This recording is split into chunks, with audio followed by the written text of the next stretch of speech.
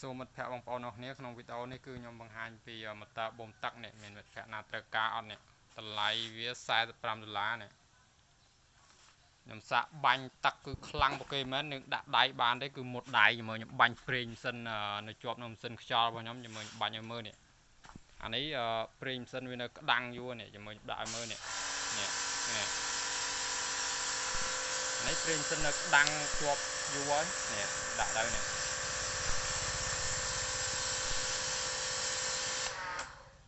វាអូតូវាបិទទៅអាម៉ូទ័រនោះវាអូតូអត់ឲ្យ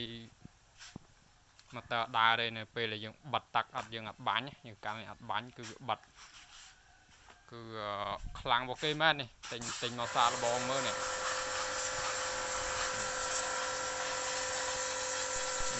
បាញ់ម៉ាស៊ីនខ្ញុំនេះវានៅក្រាំងយូរនេះម៉ាស៊ីននេះ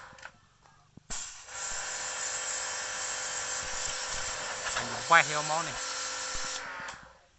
បងប្អូនណាត្រូវការអាចឆាតតាម TikTok ក៏បាន Telegram ក៏បានតម្លៃ$45នេះ